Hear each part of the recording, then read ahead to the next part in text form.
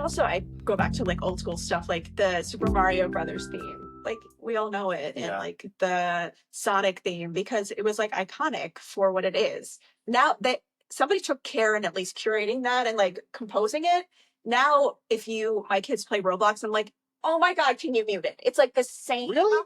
Do you think Like, the music would get better? Because even the old Nintendo games, like they had some composers on staff and were doing the 8-bit audio because that's all the sound card can only handle 8-bit audio. yeah. So they have these composers making these 8-bit audio, and they were fine. And they were more like jingles. But when Sega was the gaming leader in the late 90s and early 2000s, they actually hired real composers and real musicians, and that music was elevated. I'm not a gamer. I just assumed that the experience for music was better. No, it's because those are like franchises. I feel like they put more care into developing that brand, but because Roblox is a platform, they just throw out this.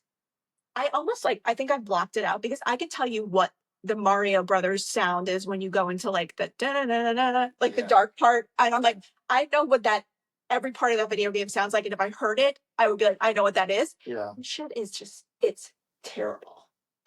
I will play it for you when they get home. Okay. Yeah.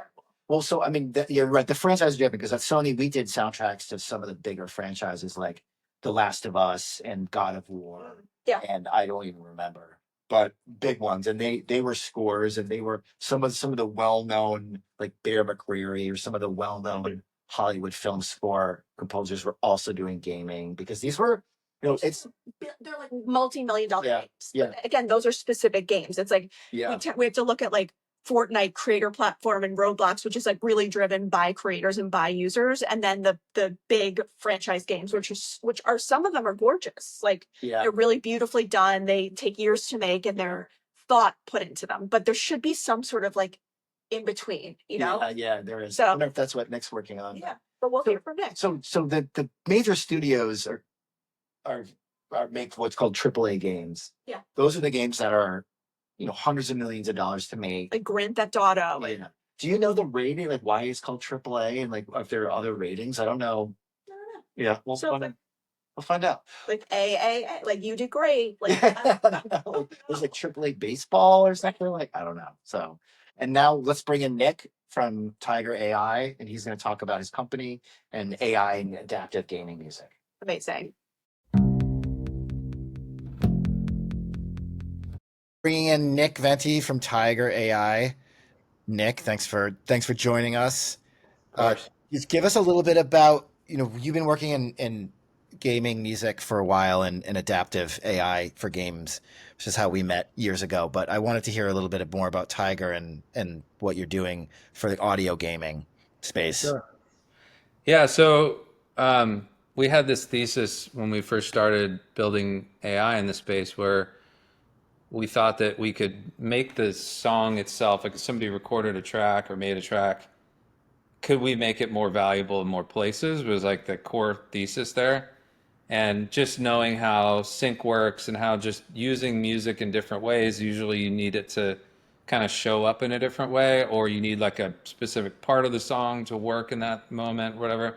So we went out and built a team out of Nielsen Gracenote to do this DSP, sort of digital signal processing deep dive on could we make machine cognition for music, right? Could we understand a song at a really deep level, and then with that understanding, could we match make it with experiences? And so we we just really very quickly went to gaming after that because it's clearly the biggest entertainment industry in the world, and discovering music through that. So we just really put a focus on, all right, what's the best user experience there for this music? And then, there was some supporting data, like Deloitte had a study that 42% of Gen Z are turning the music off in game, listening to something else.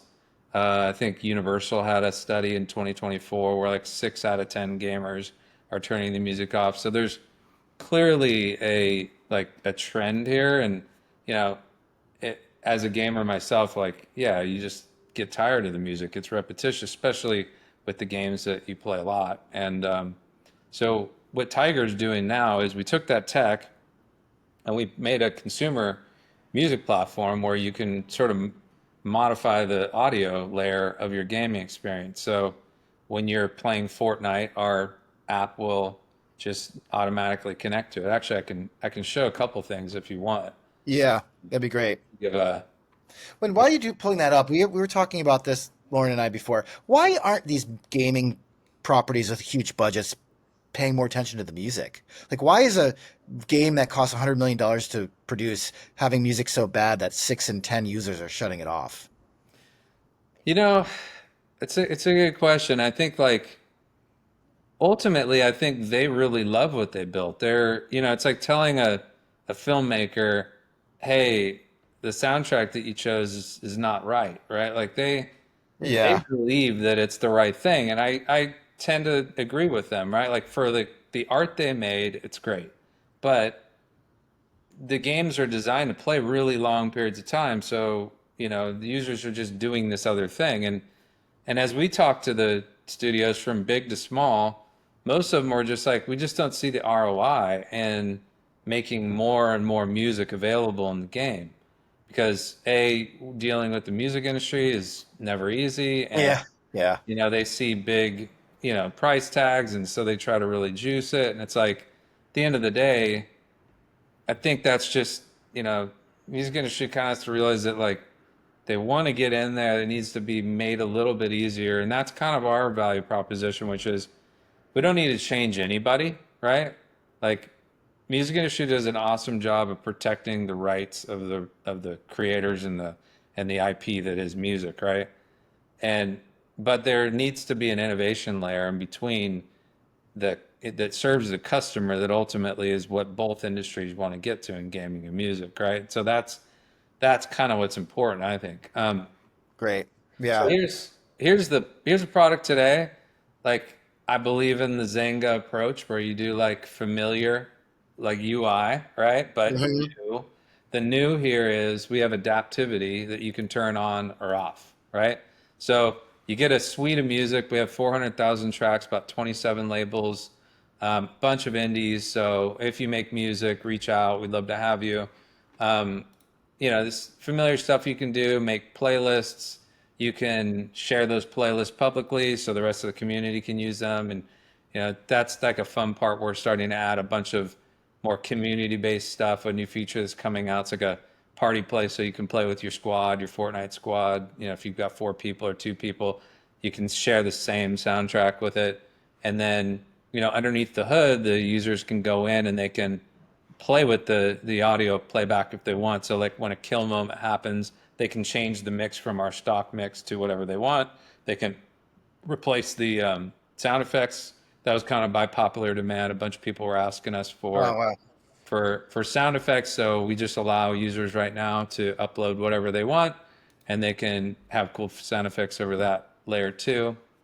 So it's really fun. And all you have to do is if you're playing Fortnite, and we're PC right now, so you have to be PC based gamer, but we'll be doing console and mobile shortly over the next year. But we know when you're playing Fortnite, we know when you're playing Valorant, League of Legends. We support all the biggest games right now, so Apex, Rainbow Six, Counter Strike. There's a bunch of new games coming out, so we're just constantly working on supporting those games. And then when you are playing a game, it sounds like this. Let me see if we can actually pull off a playback. And the adaptive music mode, is that using the adaptive AI tech that you had developed for your previous Yeah. software? So if someone is licensing their music to you, then they have to be okay with you the licensing the ability for the game player to adapt and edit the music. Yeah, and it's, we haven't had, for all the people that we work with, everybody's like, oh, actually, it's pretty cool. Like Yeah. I'll show you right now what it sounds like, and that should go, for the people that are just listening, it might not be that interesting, but it's all right. So this is our deck. We're about to raise my hand. Can you hear that? Mhm. No more. So Valorant has no music is sort of that voice up. But when you add music, it sounds like this. First blood. Double kill.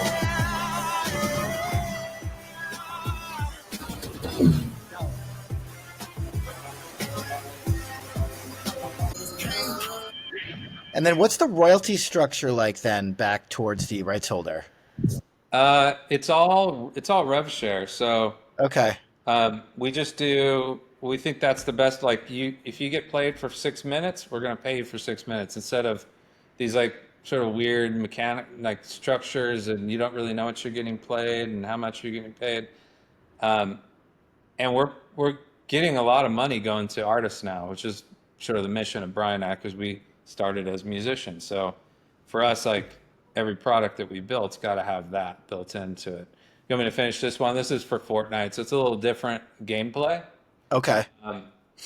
where it's just different elements. Like you jump out of a battle bus, we're gonna do skydive mode, which is just like the drums and the bass of the mix plus a filter, right? And Yeah. then things just happen as you go throughout the map, and it's cool.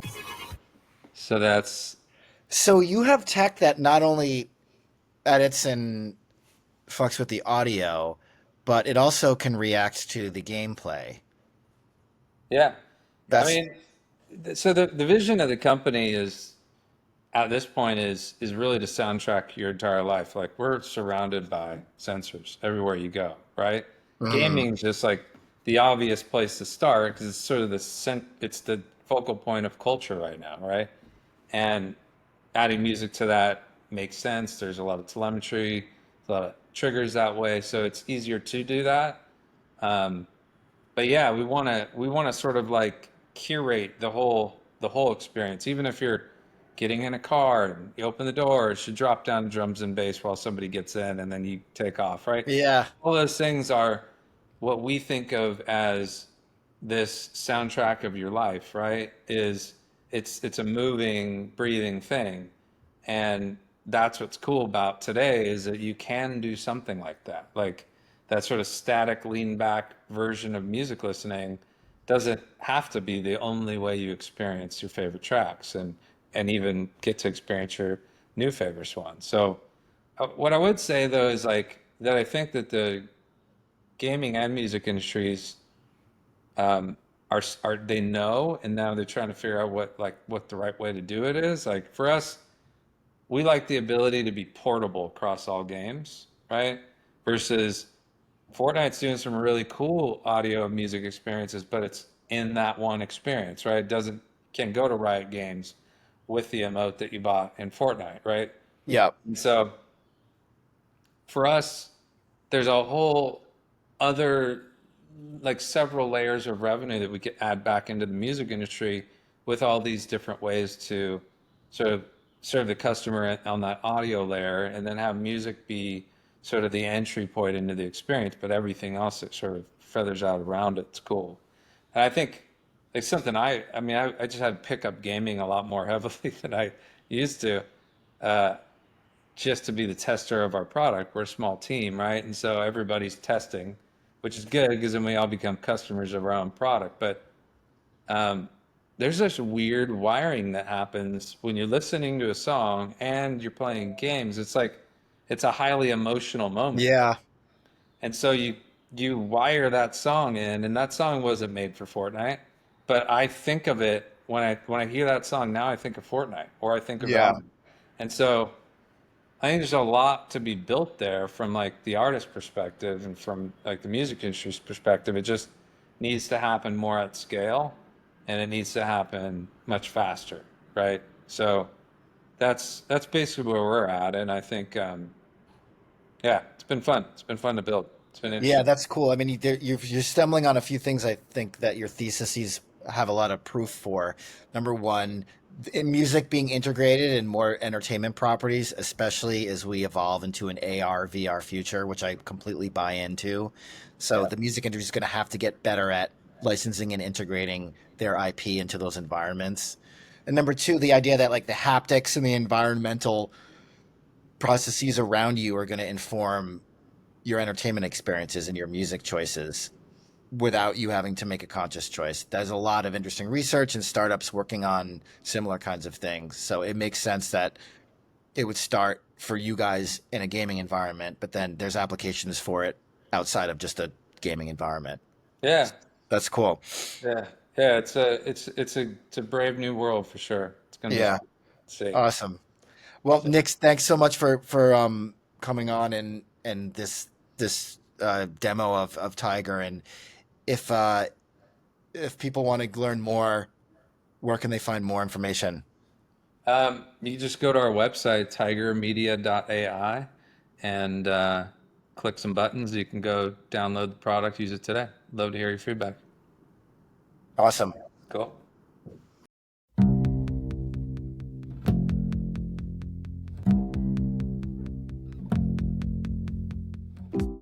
Thank you for joining us at Lone Wolf's podcast, the State of Music and Tech. We hope you enjoyed this gaming session. I'm Lauren Blitzer-Wright. Like, follow, and share. I'm Drew Thurlow. Make sure you like, follow, and share, and the Daily Drop.